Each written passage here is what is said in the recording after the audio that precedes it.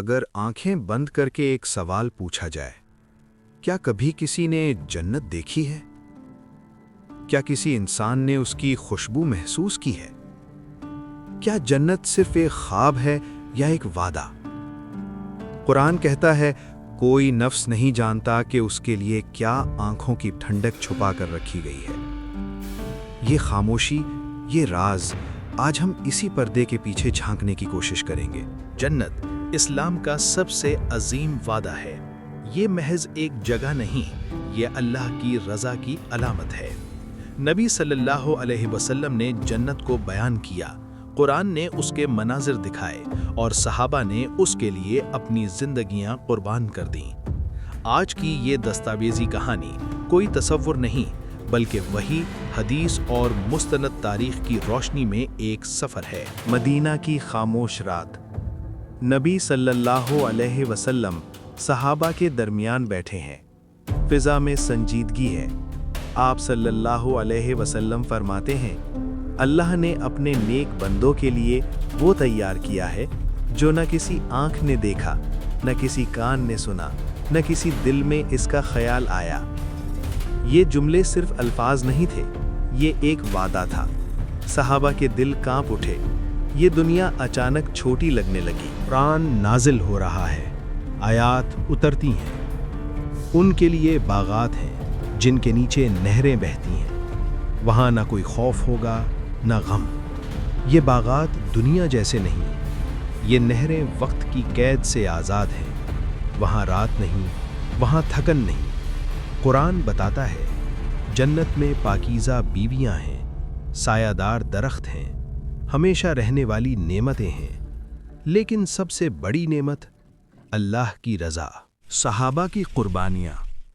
احد کا میدان ہے، تلواریں چمک رہی ہیں، گرد و غبار میں ایک نوجوان کھڑا ہے، حضرت عمیر بن حمام۔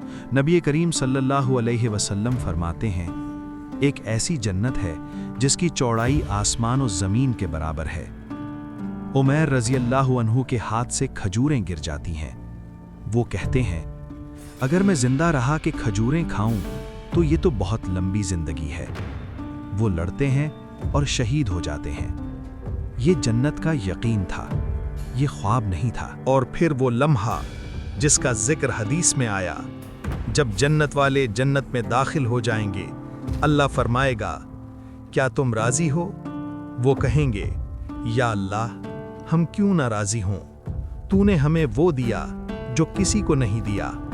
اللہ فرمائے گا، میں تمہیں اس سے بڑھ کر دوں گا۔ پردہ ہٹے گا، اللہ کا دیدار ہوگا۔ یہی سب سے بڑی نعمت ہے، یہی جنت کی انتہا ہے۔ جنت کوئی کہانی نہیں، یہ ایک سچ ہے۔ لیکن سوال یہ ہے، کیا ہماری زندگی اس جنت کی طرف جا رہی ہے؟ نماز، اخلاق، حلال و حرام۔ جنت کا راستہ آسان نہیں مگر واضح ہے۔ نبی صلی اللہ علیہ وسلم نے فرمایا، جنت ناپسندیدہ چیزوں سے گھری ہوئی ہے۔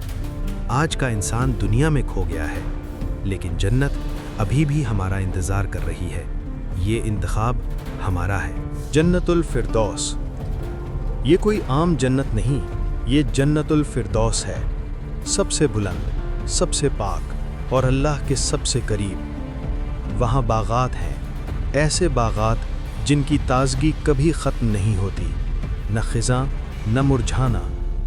وہاں نہریں ہیں، خالص شہد کی نہریں جو تھکن نہیں، سکون بہاتی ہیں۔ وہ دودھ جو کبھی خراب نہیں ہوتا، ہمیشہ پاک، ہمیشہ تازہ۔ اور وہ شراب طہور جو نشہ نہیں دیتی، بلکہ دل کو ہلکا اور روح کو مطمئن کر دیتی ہے۔ وہاں نہ خوف ہے، نہ غم، نہ کسی نعمت کے چھن جانے کا ڈر، صرف اطمینان ہے، صرف سکون۔ اور پھر وہ محلات جن کی بنیادیں بھی نعمت ہیں اور جن کی بلندی انسانی تصور سے باہر ہے، خاموش مگر مکمل۔ یہی وہ مقام ہے جس کے لیے نبی کریم صلی اللہ علیہ وسلم نے فرمایا، اللہ سے جنت الفردوس مانگا کرو۔ یہ انعام الفاظ میں نہیں سما سکتا، اور حقیقت یہ ہے کہ جنت الفردوس کسی کو خود بخود نہیں ملتی، یہ مانگی جاتی ہے، اور اس کے لیے جیا جاتا ہے۔ اور سوال یہ ہے، کیا ہم اس کے راستے پر ہیں؟